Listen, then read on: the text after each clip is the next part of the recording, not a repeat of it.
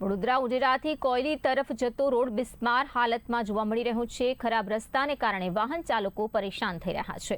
બિસ્માર રોડને કારણે વારંવાર અકસ્માતની ઘટનાઓ બનતી હોવાના સ્થાનિકોના આક્ષેપ છે। તો વેરાનું યોગ્ય વળતર મળતું નથી। નેતાઓ વોટ લઈને ગાયબ થઈ જાય છે। સ્થાનિકો આ વાત જણાવી રહ્યા છે।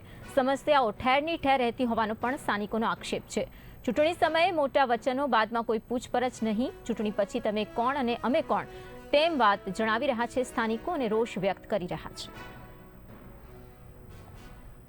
છે। જ નથી ખાસા 6-7 વર્ષથી આવી જ પરિસ્થિતિ છે। આ પરિસ્થિતિને લઈને તંત્રને રજૂઆત કરી છે? હા, કરી છે ઘણી। હું જ્યારે એક્ટિવા લઈને પડી હતી ચોમાસામાં, ત્યારે તો મને એમ થયું હતું કે હું અત્યારે જ ફોન કરું। જો કે ત્યારે મારી પાસે નંબર ને એવું હતું ને, એટલે કશું થયું નતું, પણ બની જાય તો ઘણું સારું। અહીંયાથી પસાર થાવ તો ભય લાગે રસ્તાઓ લાગે જ છે પડી જવાશે। હમણાં બેલેન્સ નહીં રહે, આવું તો જ્યારે જઈએ ત્યારે થાય જ છે।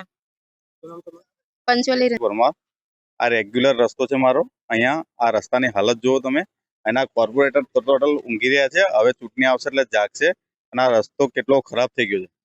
કેટલા ટાઈમથી અહીંયા કોઈ પડશે તો એની કોણ જવાબદારી લેશે? એમ સમજો વસ્તુ કે રસ્તામાં કેટલા ખાડા છે તમે જોઈ શકો છો, બરાબર? આ વર્ષોથી રસ્તો આવો આવો જ છે, કોઈ ચેન્જીસ થતું નથી। ખાલી ચૂંટણી આવે એટલે વાયદા કરશે। અત્યારે કોર્પોરેટરની ચૂંટણી છે એટલે વાયદા આવશે, બાકી આ રસ્તો તો આવો જ રહેવાનો છે। તકલીફ તો પબ્લિકને જ રહેવાની છે, બાકી કોર્પોરેટરને કોઈ ફરક પડવાનો નથી। સર આ જો રસ્તા ચાલવાના માં વાહનને પણ નુકસાન તો થવાનું જ ને। રસ્તાઓ સારા નહીં હોય તો આપણે ટેક્સનો પે કરીએ છીએ। આપણને સુખ સુવિધા મળે એનો ટેક્સ પે કરીએ છીએ। જ્યારે સુવિધા જ નહીં મળે તો ટેક્સનો કોઈ મતલબ જ નથી। ખાલી આ તો ટેક્સના પૈસા પે કરીને આપણે ગવર્મેન્ટમાં પૈસા ભેગા કરવાના, બાકીનો તો કોઈ રસ્તો છે જ નહીં। આ સીધી પહેલે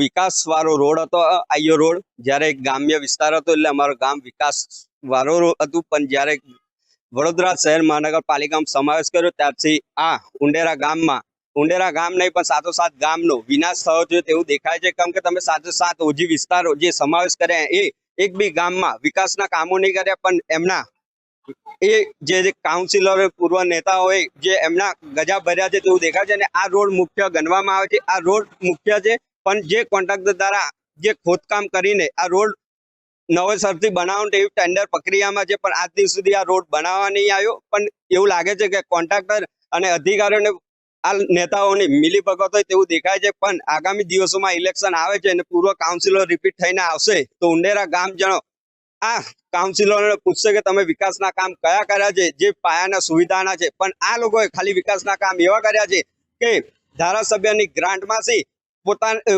પોતાના કાર્યકરના ને એવા લોકોના ત્યાં જઈને બ્લોકો નાખ્યા, તે વિકાસના કામ કર્યા છે। પણ આગામી દિવસો એમને બી આ ઉંડેરાની પ્રજા તડબાજોડ જવાબ બી આપશે।